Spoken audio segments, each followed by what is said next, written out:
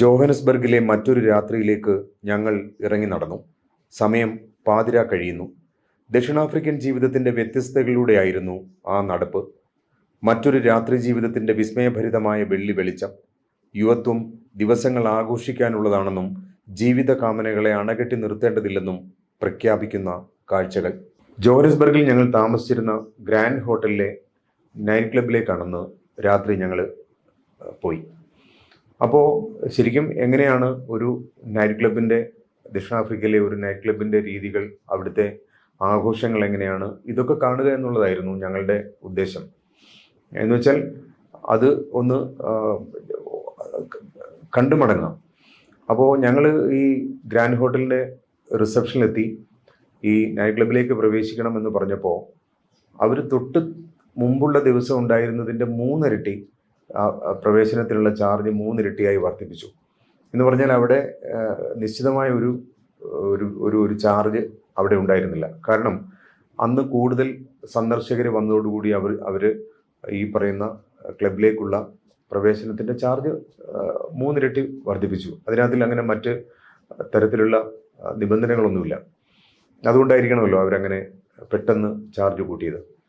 ഞങ്ങളിപ്പോൾ അത്രയും പണം കൊടുത്ത് ഒരു നൈറ്റ് ക്ലബ് അനുഭവത്തിന് വേണ്ടി പോകാൻ ഞങ്ങൾ തയ്യാറായില്ല. കാരണം അവർ പറഞ്ഞ സംഖ്യ സാധാരണ ഉള്ളതിൻ്റെ ഒരു 3 ഇരട്ടിയിലേറെയായിരുന്നു. അങ്ങനെയാണ് ഞങ്ങൾ തൊട്ടടുത്തുള്ള മറ്റൊരു പ്രധാനപ്പെട്ട ഹോട്ടലായിട്ടുള്ള ടീസേഴ്സ് ഹോട്ടലിലെത്തി. അപ്പോൾ ടീസേഴ്സ് ഹോട്ടലിലെത്തി അന്വേഷിക്കുമ്പോൾ അവിടെ ഈ പറയുന്ന പോലെ ചാർജിൽ അങ്ങനെ പെട്ടെന്നൊരു വ്യത്യാസമൊന്നും വന്നിട്ടില്ല. ന്യായമായും നമുക്ക് താങ്ങാൻ കഴിയുന്ന ഒരു സംഖ്യയാണ്. പലപ്പോഴും യാത്ര ചെയ്യുമ്പോൾ നമ്മൾ പ്രതീക്ഷിക്കാതെ വരുന്ന ഇതുപോലുള്ള ചിലവുകളുണ്ട്. നമ്മളങ്ങനെ ഒരു സമ്പന്നമായ ഒരു വളരെ സമ്പന്നമായ ഒരു ഒരു ഒരു യാത്രയായിരിക്കില്ല പലപ്പോഴും നമ്മളെപ്പോലുള്ള സാധാരണക്കാർ വിദേശങ്ങളിൽ നടത്താറുള്ളത്. ഇപ്പോൾ ടൂർ ഓപ്പറേറ്റേഴ്സോ അല്ലെങ്കിൽ അതുപോലെ യാതൊരു തരത്തിലുള്ള സാമ്പത്തിക ബാധ്യതയും ഇല്ലാത്ത ആൾക്കാർ നടത്തുന്ന പോലുള്ള ഒരു യാത്രയല്ല നമ്മളെപ്പോലുള്ള ഇടത്തരക്കാരായ ആൾക്കാർ വിദേശത്ത് പോകുമ്പോൾ നടത്തുക. കാരണം നമ്മുടെ കയ്യിലുള്ള ഫണ്ട്, ബഡ്ജറ്റ്, ഇതേക്കുറിച്ചൊക്കെ നമ്മൾ കോൺഷ്യസ് ആയിരിക്കും. അങ്ങനെ ഞങ്ങൾ ഗ്രാൻഡ് ഹോട്ടലിലെ നൈറ്റ് ക്ലബിൽ എത്തിക്കഴിഞ്ഞപ്പോൾ അവിടെ പാസ് കിട്ടി. ഞങ്ങൾ അകത്ത് കയറി. ആഘോഷത്തിൻ്റെ ഒരു രാത്രിയിലേക്കാണ് ഞങ്ങൾ പെട്ടെന്ന് കടന്നു ചെന്നത്. കാരണം ലോകത്തിൻ്റെ വിവിധ ഭാഗങ്ങളിൽ നിന്നുള്ള പെൺകുട്ടികൾ നൃത്തം ചെയ്യുന്ന രാത്രി, അതുപോലെ തന്നെ ചെറുപ്പക്കാർ ദക്ഷിണാഫ്രിക്കയിൽ എത്തുന്ന, വിദേശത്തു നിന്ന് എത്തുന്നതും സ്വദേശികൾ അവിടെ ആ ക്ലബിൽ നന്നേ കുറവായിരുന്നു. പക്ഷെ പുറത്തുനിന്ന് എത്തുന്ന ആൾക്കാർ ചെറുപ്പക്കാർ ആഘോഷിക്കുന്ന ഒരു രാത്രിയിലേക്കാണ് ഞങ്ങൾ കടന്നു ചെന്നത്. ഈ ടീസേഴ്സ് ക്ലബിൻ്റെ നൈറ്റ് ക്ലബിലേക്ക് ഞങ്ങൾ എത്തിക്കഴിഞ്ഞപ്പോൾ അവിടെ വെച്ച് ഒരു സിംബാബ്വേക്കാരിയായ പെൺകുട്ടിയെ പരിചയപ്പെട്ടു. അപ്പോൾ അവളോട് ഞങ്ങൾ സ്വാഭാവികമായിട്ടും ഈ ഇന്ത്യയിൽ നിന്ന് വന്നതാണ്, ഞങ്ങളങ്ങനെ അവരോട് സംസാരിക്കാൻ ശ്രമിച്ചപ്പോൾ അവർ ചില കാര്യങ്ങൾ ഞങ്ങളോട് പറഞ്ഞു. അപ്പോൾ അത് ശരിക്കും നേരത്തെ തന്നെ ദക്ഷിണാഫ്രിക്കയിൽ എത്തുന്നതിന് മുമ്പ് തന്നെ കേട്ട ചില സംഭവങ്ങളുടെ തുടർച്ചയായിരുന്നു. ഈ പറയുന്ന പെൺകുട്ടി പറഞ്ഞത് ഏതാണ്ട് ഞങ്ങളവിടെ എത്തുന്നതിന് ഏതാണ്ട് 1 വർഷം മുമ്പ്, 1 വർഷത്തിലേറെയായി, അവിടെ ഈ ടീസേഴ്സ് ക്ലബിലേക്ക് രാത്രിയിൽ ഈ അധോലോക സംഘം എത്തുകയും അവിടെ വലിയ കലാപഭൂമിയാക്കി മാറ്റുകയും ഒക്കെ ചെയ്തപ്പോൾ നിരവധി പേർക്ക് പരിക്കേറ്റു. നർത്തകർക്കും നർത്തകികളായിട്ടുള്ള പെൺകുട്ടികൾക്കും ഈ ക്ലബിലെ ജീവനക്കാർക്കും ഒക്കെ നിരവധി പേർക്ക് പരിക്കേറ്റു. അപ്പോൾ അവിടെയുള്ള പണം മുഴുവൻ കൊള്ളയടിക്കുന്നതിന് വേണ്ടിയാണ് ഈ അധോലോക സംഘം ഈ ക്ലബിലേക്ക് എത്തിയത്. ഈ ക്ലബിൻ്റെ ഉടമ ഈ ബഹളം കേട്ട് ഇറങ്ങി വന്നപ്പോൾ അദ്ദേഹത്തെ അവർ വെടിവെച്ച് കൊന്നു. അപ്പോൾ ഞങ്ങൾ വളരെ അത്ഭുതത്തോടു കൂടി മനസ്സിലാക്കിയ ഒരു കാര്യം, ഈ ഇതുപോലുള്ള സംഭവങ്ങൾ ഉണ്ടാകുമ്പോൾ പെട്ടെന്ന് അവിടെ പോലീസ് എത്തി എന്തെങ്കിലും തരത്തിലുള്ള നടപടികൾ സ്വീകരിക്കാൻ പലപ്പോഴും ശ്രമിക്കാറില്ല. അഥവാ പോലീസ് എത്തി ഈ പ്രതികളെ പിടിച്ച് ജുഡീഷ്യറിക്ക് മുന്നിൽ എത്തിച്ചാൽ അവരെ പലപ്പോഴും വേണ്ട തരത്തിലുള്ള ശിക്ഷ നൽകാൻ ജുഡീഷ്യറിയിലുള്ളവർക്കും ഭയമാണ്. അതിൻ്റെ കാരണം, ഒരു കുറ്റവാളിയെ അല്ലെങ്കിൽ ഒരു അധോലോക സംഘത്തെ പിടികൂടി പോലീസ് നിയമത്തിൻ്റെ മുന്നിലെത്തിക്കുകയും അവരെ ശിക്ഷിക്കുകയും ചെയ്താൽ ഈ ശിക്ഷാ കാലാവധി കഴിഞ്ഞ് നേരെ ഈ പ്രതികൾ എത്തുന്നത് ഒന്നുകിൽ ഈ ശിക്ഷിച്ച ജഡ്ജിയുടെ വീട്ടിലേക്കോ അല്ലെങ്കിൽ അദ്ദേഹത്തിൻ്റെ ഏറ്റവും പ്രിയപ്പെട്ട ബന്ധുക്കളുടെ അടുത്തേക്കോ ആയിരിക്കും. അല്ലെങ്കിൽ ഇവരെ ജുഡീഷ്യറിക്ക് മുന്നിൽ എത്തിച്ച അറസ്റ്റ് ചെയ്ത പോലീസുകാരൻ്റെ വീട്ടിലേക്കോ, അല്ലെങ്കിൽ അയാളുടെ ഏറ്റവും പ്രിയപ്പെട്ട ഭാര്യ, മക്കൾ, അത് അച്ഛനമ്മ, ഇങ്ങനെയൊക്കെയുള്ള ഏറ്റവും പ്രിയപ്പെട്ട ആൾക്കാരെ ഇവർ കിഡ്നാപ്പ് ചെയ്യുകയും അല്ലെങ്കിൽ അവർ അപായപ്പെടുത്തുകയും ചെയ്യും.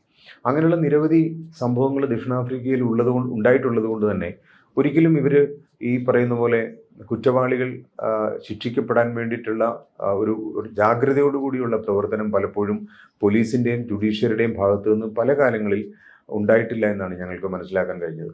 പലപ്പോഴും ഈ പറയുന്ന പോലെ ഈ നൈജീരിയയിൽ നിന്നുള്ള ആൾക്കാരാണ്, നൈജീരിയക്കാരെല്ലാം അങ്ങനെയാണെന്നല്ല പറയുന്നത്, കൂടുതലും ദക്ഷിണാഫ്രിക്കയിൽ ഇതുപോലുള്ള അധോലോക പ്രവർത്തനം നടത്തുന്ന ആൾക്കാർ, അതിൻ്റെ ഏറ്റവും പ്രധാനപ്പെട്ട നിയന്ത്രണം പലപ്പോഴും നൈജീരിയക്കാരായ ചെറുപ്പക്കാരുടെ കയ്യിലായിരിക്കും.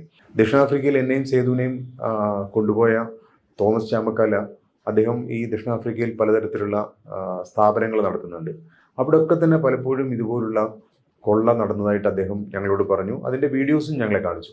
എന്ന് പറഞ്ഞാൽ ഈ പറയുന്ന പോലെ പെട്ടെന്നൊരു നിമിഷം ഈ സ്ഥാപനത്തിലേക്ക് കൊള്ളസംഘം എത്തുകയും അവർ തോക്ക് വെച്ചിട്ട് ഈ പറയുന്ന ജീവനക്കാരെ മുഴുവൻ മുൾമുനയിൽ നിർത്തി ഈ പറയുന്ന സ്ഥാപനത്തിലുള്ള അവസാന റാൻഡ് വരെ അവർ ചാക്കിൽ കെട്ടി കൊണ്ടുപോകും.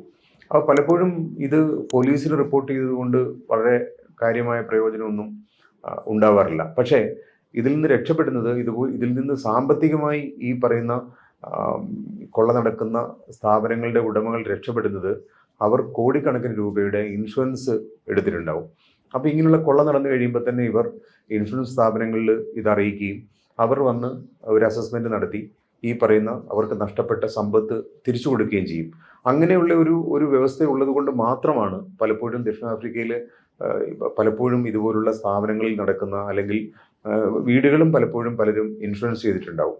അപ്പോൾ അങ്ങനെ ചെയ്യുന്നത് കൊണ്ട് മാത്രമാണ് സാമ്പത്തിക നഷ്ടം പലപ്പോഴും പലർക്കും ഉണ്ടാകാതിരിക്കുന്നത്. അതേസമയം ഈ പറയുന്ന പോലെ ജീവാപായം സംഭവിക്കുന്നതിന് ഒന്നും ചെയ്യാൻ കഴിയില്ല. പലപ്പോഴും ഈ വളരെ അപൂർവമായിട്ടുള്ള സമയത്ത് മാത്രമാണ് കുറ്റവാളികളെ പിടിക്കുകയും അവരെ ശിക്ഷിക്കുകയും ഒക്കെ ചെയ്യുന്നത്.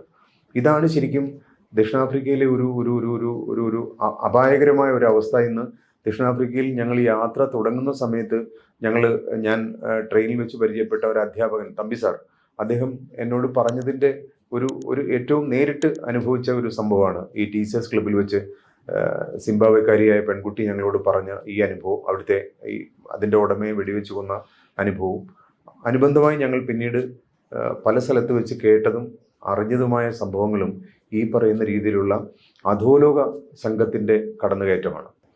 നൈജീരിയക്കാരാണ് പലപ്പോഴും പ്രതിനായകന്മാർ. ക്ലബ്ബുകൾ തമ്മിലുള്ള മത്സരത്തിൽ ഇടനിലക്കാരായോ കൊട്ടേഷൻ സംഘമായോ അവതരിക്കുന്ന അവർക്ക് യാതൊരു ദാക്ഷിണ്യവും ഉണ്ടാകില്ല.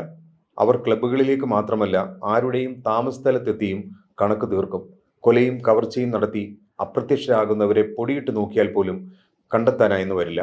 ഒരു ഡാൻസ് ബാറിലെത്തുന്ന അധോലോക സംഘം നൊടിയിട കൊണ്ട് അവിടം കലാപഭൂമിയാക്കും. കാണികളെയും അവർ വെറുതെ വിടില്ല. പണപ്പെട്ടിയിലെ അവസാന റാൻഡ് വരെ കൈക്കലാക്കിയാവും സംഘം മടങ്ങുക. ഗായകരെയും നർത്തകരെയും വിളമ്പുകാരെയും ഒക്കെ ഭീഷണിയുടെ മുൾമുനയിൽ നിർത്തും.